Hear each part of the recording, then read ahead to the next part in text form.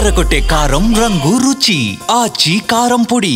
ఇక ఢిల్లీ భారీ పేలుడు నేపథ్యంలో దేశవ్యాప్తంగా ప్రధాన నగరాల్లో హై అలర్ట్ కొనసాగుతోంది. హైదరాబాద్లోనూ పోలీసులు అప్రమత్తమయ్యారు. భారీ పేలుడుతో పాటు వివిధ ప్రాంతాల్లో పెద్ద ఎత్తున ఉగ్ర లింకులు బయటపడడంతో సెక్యూరిటీ మరింత కట్టుదిట్టం చేశారు.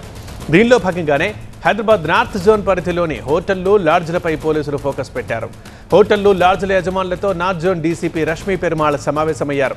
దాదాపు 100కు పైగా హోటళ్లు, లాడ్జ్ల ఓనర్లు, మేనేజర్లతో భేటీ అయి పలు కీలక సూచనలు చేశారు. Public safety act, trade licence, BNSS rules ఖచ్చితంగా పాటించాలన్నారు డీసీపీ రష్మీ పెరుమాళ్.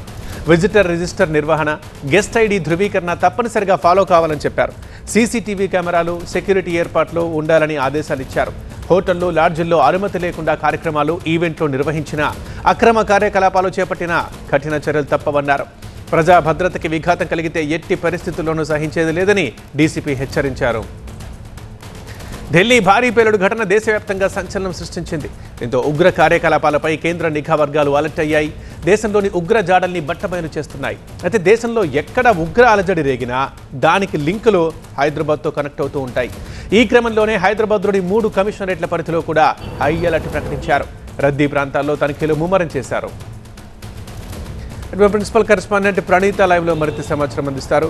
ప్రణీత, హోటళ్లు, లాడ్జ్ ఓనర్లకు పోలీసులు చేసిన హెచ్చరికలు, సూచనలు ఏంటి?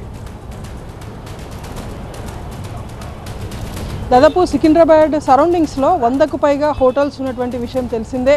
అయితే నిరంతరం ఇక్కడ పోలీసుల పర్యవేక్షణ ఉన్నప్పటికీ కొంతమంది అగంతకులు ఎవరైనా సరే ఇట్లాంటి అటాక్స్కి పాల్పడే ముందు వచ్చి లాడ్జెస్లో స్టే చేయడం అనేటువంటిది శరమామూలుగా జరిగేటువంటి విషయం. సో అట్లాంటి ఘటనలు జరగకుండా ముందస్తు చర్యలో భాగంగానే హోటల్స్కి సంబంధించినటువంటి ఓనర్స్తో నార్త్ జోన్ డీసీపీ ఈ సమావేశాన్ని ఏర్పాటు చేశారు. సో ఎవరైనా సరే అనుమానితుడిగా ఉన్నటువంటి కదలికలు ఏమైనా సరే మీరు ఐడెంటిఫై చేస్తే వెంటనే పోలీసులకి సమాచారం ఇవ్వాల్సిందిగా హోటల్ ఓనర్స్కి సైతం చెప్పారు. అండ్ వచ్చిన ప్రతి ఒక్కరితో ఐడి కార్డ్తో పాటు వారికి సంబంధించిన డీటెయిల్స్ అన్ని రిజిస్టర్లో మెయింటైన్ చేయాలి.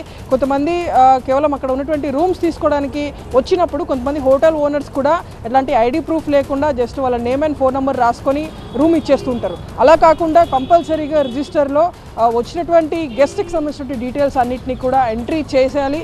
చేసిన తర్వాతనే వాళ్ళకి రూమ్ అలాట్ చేయాల్సిందిగా హోటల్ ఓనర్స్ చెప్తున్నారు. అండ్ ఇంకోటి సీసీటీవీ కెమెరాస్, చాలా హోటల్స్కి సీసీటీవీ కెమెరాస్ కూడా లేవు. సో సీసీటీవీ కెమెరాస్ పకడ్బందీగా పనిచేసే విధంగా వాటిని రిపేర్ చేయించుకోవాల్సిందిగా కూడా హోటల్ ఓనర్స్కి సూచించారు. అండ్ ప్రజల భద్రతకి ఎవరు కూడా ఆటంకం కలిగించొద్దు. హోటల్ ఓనర్స్ అప్రమత్తంగా ఉంటే ఎవరైనా సరే అనుమానితులు, కొత్త వ్యక్తులు కానీ వచ్చి అక్కడ